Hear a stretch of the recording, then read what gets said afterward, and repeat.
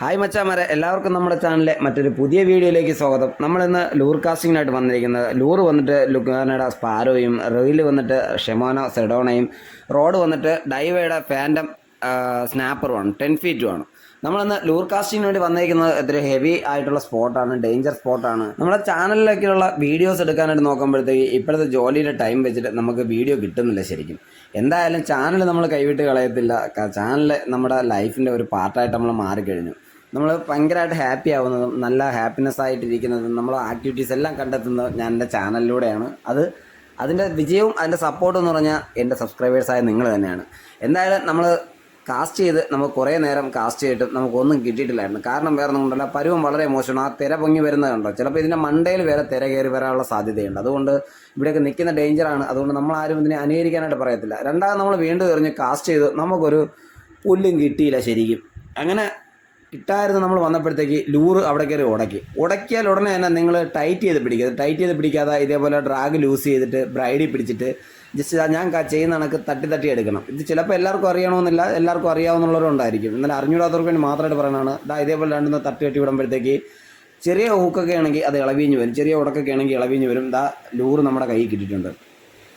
കിട്ടിയതിന് ശേഷം നമ്മൾ ചെസ്റ്റ് ബെൽറ്റിൽ ക്യാമറ സെറ്റ് ചെയ്ത് എറി അങ്ങോട്ട് തുടങ്ങി. കാരണം വെച്ചാൽ ഇനി അവിടെ നിൽക്കുന്നത് ശരിയല്ല തോന്നി അടുത്ത സ്പോട്ടിലോട്ട് പോയി അടുത്ത എറി അങ്ങോട്ട് സ്റ്റാർട്ട് ചെയ്ത് എറിഞ്ഞ് നമ്മൾ പയ്യെ ലൂറ് റിട്രൈവ് ചെയ്ത് എടുക്കുന്ന നേരം, അതായത് നമ്മുടെ റോഡ് താഴെ കുമ്പിട്ട് തന്നെ വെക്കണം. കറക്റ്റ് നല്ല ഏറ്റവും താഴ്ത്തി വെച്ച് പയ്യെ റിട്രൈവ് ചെയ്യണ നേരത്തെ പട്ടക്കന ഒരു അടി അങ്ങ് പൊട്ടി. അടിയെന്ന് വെച്ച് കഴിഞ്ഞാൽ നല്ല ഹെവി സ്ട്രൈക്ക് ആയിരുന്നു. ചെറിയ മീനാണെങ്കിൽ പോലും ഈ തിരയിലിടയ്ക്ക് ആകുമ്പോഴത്തേക്ക് ഭയങ്കരമായിട്ട് സ്ട്രൈക്ക് കാണിക്കും. അതുമാത്രമല്ല നിൽക്കുന്ന കല്ലുകളിലെല്ലാം ഉറഞ്ഞ് വന്നു കഴിഞ്ഞാൽ ബ്രൈഡ് പൊട്ടിപ്പോകാനും ചാൻസ് ഉണ്ട്. പിന്നെ അതുപോലെ തന്നെ കുറേ ലൂറും അവിടെ ഉടക്കി പൊട്ടിയിരിപ്പുണ്ട്, ബ്രൈഡും ഉണ്ട്.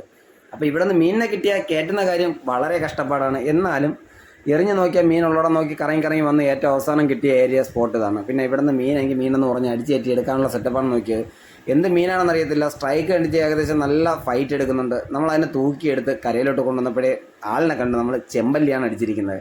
ഇനി ആ കല്ലിലൊക്കെ ഉരയാതെ, ആ കല്ലിലൊക്കെ ഇരിക്കുന്ന കക്കപ്പുറ്റി കൊണ്ട് ബ്രൈഡൊന്നും മുറിയാതെ അവനെ തൂക്കി ഇനി കയറ്റണം. ഇതാണ് നമ്മുടെ ടാസ്ക്. സംഭവം ഒരു 1/2 കിലോ 3/4 കിലോ സൈസേ വരുവോളെങ്കിലും നല്ല ഫൈറ്റായിരുന്നു, നല്ല ഫീലായിരുന്നു. കറക്റ്റ് പറഞ്ഞ കുറേ നാളുകൾക്ക് ശേഷം നമുക്ക് ചെമ്പല്ലി അടിക്കുന്നത്.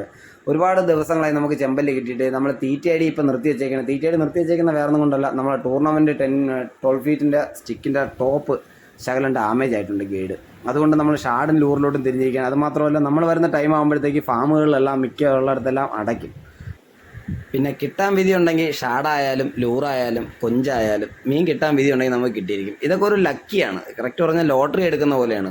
ചിലപ്പോൾ കിട്ടും, ചിലപ്പോൾ കിട്ടൂല. അതിൽ അന്നത്തെ ദിവസത്തെ ലക്ക് കണക്കിരിക്കും. നമ്മളെന്തായാലും എറിഞ്ഞു നോക്കി രണ്ടാമത്തെ കാസ്റ്റിംഗ് സ്റ്റാർട്ട് ചെയ്ത് കുറേ നാളുകൾക്ക് ശേഷം നമ്മൾ വരുന്നതെന്ന് പറഞ്ഞു കഴിഞ്ഞാൽ നമുക്ക് വരാനുള്ള ഒരു സാഹചര്യം കിട്ടിയിട്ടില്ല. അതിനുശേഷം ഇപ്പോൾ ഇറങ്ങിയപ്പോഴത്തേക്ക് എല്ലാം ഓക്കെ ആയി സെറ്റായി വരുന്നുണ്ട്. നമ്മൾ രണ്ടാമത്തെ കാസ്റ്റ് ചെയ്തത് ഇതേപോലെയാണ്. റോഡ് പിടിക്കേണ്ടത്, റോഡും റെയിലും പിടിച്ച് ഷാഡ് റിട്രൈവ് ചെയ്യേണ്ടത് ഇതേപോലെയാണ്.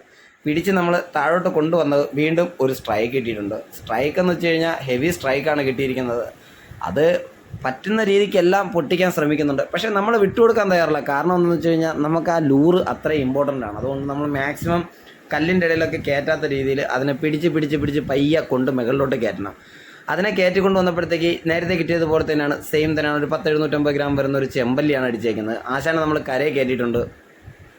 കരയെ കയറ്റി ആളിനെ എടുക്കുന്നതാണ് ഇവിടുത്തെ റിസ്ക്. കാരണം വെച്ചാൽ എടുത്തുകൊണ്ട് വരുമ്പോഴത്തേക്ക് കയ്യിൽ നിന്ന് വിട്ടുപോയി കഴിഞ്ഞാൽ മീൻ ഈ കല്ലിനിടെ വീഴും. കല്ലിനിടെ വീണ അന്നത്തെ ദിവസം എലിക്ക് നല്ല കുശാലായ ബിരിയാണി പോലെയാണ്. സുഖമായിട്ട് എലി തിന്ന് ആ കല്ലിനിടെ ഇരിക്കുക. അതുകൊണ്ട് നമ്മൾ അത്രയും കെയർഫുള്ളായിട്ട് സൂക്ഷിച്ച് വെച്ചിട്ട് ചെമ്പല്ലിയെ എടുത്ത് സഞ്ചിക്കകത്ത് വെച്ചിട്ട് ഇതിൻ്റെ ലൂറ് റിമൂവ് ചെയ്യാവും. ഇല്ലെന്നുണ്ടെങ്കിൽ ഉറപ്പായിട്ടും മീൻ പോകാൻ ചാൻസ് കൂടുതലാണ്. എക്സ്പീരിയൻസ്ഡ് അല്ലാത്തവരാണെങ്കിൽ മീൻ പോകാൻ ചാൻസ് കൂടുതലാണ്. നമ്മൾ കാസ്റ്റ് ചെയ്ത് കൊണ്ടുവന്നപ്പോഴത്തന്നെ നമ്മൾ അപ്പുറത്തിരുന്ന നമ്മുടെ ചങ്കിന് ഒരു മീൻ അടിച്ചിട്ടുണ്ട്. ആശാൻ അതിനെ പിടിച്ചേറ്റാൻ കുറച്ച് ബുദ്ധിമുട്ടുന്നുണ്ട്. കാരണം വെച്ചാൽ നിൽക്കുന്ന ഏരിയ പൊസിഷൻ ഇത്തിരി മോശമായതുകൊണ്ട് അതിനെ പിടിച്ചേറ്റാൻ ഇത്തിരി ബുദ്ധിമുട്ടുന്നുണ്ട്. അപ്പം നമ്മൾ ഹെൽപ്പ് ചെന്ന് ചെയ്തു കൊടുത്തപ്പോഴത്തേക്ക് ആശാനും സന്തോഷം, നമുക്ക് സന്തോഷം. ആശാനും അടിച്ചേക്കുന്നത് അത്യാവശ്യം തിരക്കേടില്ലാത്തൊരു ചെമ്പല്ലി തന്നെയാണ്. അത് പോവാതെ കല്ലിനിടയിൽ നിന്ന് കൊണ്ടുവരുന്നതാണ് ഒരു ചൂണ്ടക്കാരൻ്റെ യഥാർത്ഥ ടാസ്ക്. കാര്യം വേറൊന്നും കൊണ്ടല്ല, പോയി കഴിഞ്ഞാൽ അതിൻ്റെ ഒരു ഫീല് ഒരു പ്രത്യേകതയാണ്. നമുക്ക് ഒരു ലോകം മുഴുവൻ അന്നേരത്തെ അവസാനം അസ്തമിക്കുന്ന ആ ഒരു ഫീലായിരിക്കും നമ്മുടെ കയ്യിൽ നിന്ന് മീൻ പോയാലുള്ള അവസ്ഥ. എങ്ങനെയാലും ആശാൻ അവിടെ കൊണ്ടുവന്നപ്പോഴത്തേക്ക് ഞാൻ റോഡ് ഇനി മേടിച്ച് എന്നിട്ട് നേരെ ആളിനെ ഇനി കയറ്റാനുള്ള പരിപാടിയാണ് നോക്കുന്നത്. റോഡ് എൻ്റെ കൈ കിട്ടിയതിന് ശേഷം ആൾ പയ്യെ മീനും കൊണ്ട് താഴെ ഇരുന്നിറങ്ങുന്നുണ്ട്. ഇറങ്ങി ആശാൻ അതിനെ സഞ്ചിയിലാക്കി കഴിഞ്ഞു. അപ്പോൾ ആളും ഹാപ്പിയായി, നമ്മൾ ഹാപ്പിയായി അത് കഴിഞ്ഞ് നമ്മൾ വീണ്ടും കാസ്റ്റിങ്ങിലോട്ട് പോകാനുള്ള സെറ്റപ്പാണ് നോക്കുന്നത്. അപ്പോൾ ആളുടെ കൂടെ ഉണ്ടായിരുന്ന ഒരാൾ വന്നിട്ടില്ല. അങ്ങനെ നമ്മൾ അടുത്ത കാസ്റ്റ് ചെയ്തതെന്ന് വെച്ച് കഴിഞ്ഞാൽ ഞാൻ കാത്തിരുന്ന ലൂറാണ്, സ്ട്രൈക്കർ 120 ആണ്. അതെടുത്തൊരു എറിഞ്ഞ ഓർമ്മ മാത്രമേ ഉള്ളൂ. ഫസ്റ്റ് കാസ്റ്റിങ്ങിന് തന്നെ ഒരു അടി പൊട്ടിയിട്ടുണ്ട്. ഇത് കിട്ടാൻ പാടുള്ള ലൂറാണ്. ഈ ലൂറ് നമ്മൾ എത്ര പ്രാവശ്യം തപസ്സിരുന്നാണ് നമുക്ക് കിട്ടിയെന്നറിയാമോ? സംഭവം വേറൊന്നുമല്ല, ഇതെന്താണ് കിട്ടാത്തതിൻ്റെ കാരണമെന്ന് വെച്ചാൽ അറിയാൻ വയ്യ. റീസെയിലുള്ള നല്ല ലൂറാണ്, പക്ഷേ ഇതിന് കമ്പനിക്കാർ ഇത് ഇറക്കുന്നുമില്ല. എന്താണ് അവരുടെ ഇഷ്യൂസ് ഒന്നും നമുക്ക് ഇതുവരെ വ്യക്തമായിട്ടില്ല. എന്തായാലും നമുക്ക് ഒരു ലൂറ് കിട്ടിയിട്ടുണ്ട്. ആ ലൂറ് വെച്ച് നമ്മൾ അഡ്ജസ്റ്റ് ചെയ്ത് എങ്ങനെയെങ്കിലും നമ്മൾ അടിച്ച് കയറ്റാനുള്ള സെറ്റപ്പാണ് നോക്കിയത്. ഇട്ട ഉടനെ നമുക്ക് അടിച്ചിരിക്കുകയെന്ന് വെച്ചാൽ നല്ലൊരു സൈസ് പാരയാണ് അടിച്ചിരിക്കുന്നത്. ഏകദേശം ഒരു 3/4 കിലോയ്ക്ക് മുകളിൽ വരുന്നൊരു പാരയാണ് നമുക്ക് അടിച്ച് കയറിയിരിക്കുന്നത്. ഈ കളറാണ് ഇതിൻ്റെ അട്രാക്റ്റീവ് എന്ന് പറയുന്നത്. ശരിക്കും പറഞ്ഞാൽ ഏറ്റവും കൂടുതൽ റിസൾട്ട് ഉള്ളത് എനിക്ക് തോന്നുന്നു ഈ കളറിലും ഈ ലൂറിലും തന്നെ ആയിരിക്കും റിസൾട്ട് ഉള്ളത്. ഇത് സ്ട്രൈക്കർ 120 ആണ്. ഏകദേശം 550 രൂപയാണ് ഇതിൻ്റെ റേറ്റ് വരുന്നത്. ഒരെണ്ണം പൊട്ടിപ്പോയി കഴിഞ്ഞാലുള്ള അവസ്ഥ പിന്നെ പറയണ്ടല്ലോ. 550 രൂപയും കയ്യിൽ നിന്ന് പോവും, എല്ലാം നഷ്ടപ്പെടും. അപ്പോൾ എന്തായാലും നമ്മളിന്ന് ഹാപ്പിയായി. കുറേ നാളുകൾക്ക് ശേഷം നമുക്ക് മീനും കിട്ടിയതിൽ ഒരു സന്തോഷമായി. അപ്പോൾ മറ്റൊരു വീഡിയോയുമായി കാണുന്നത് വരേക്കും bye bye guys, see U.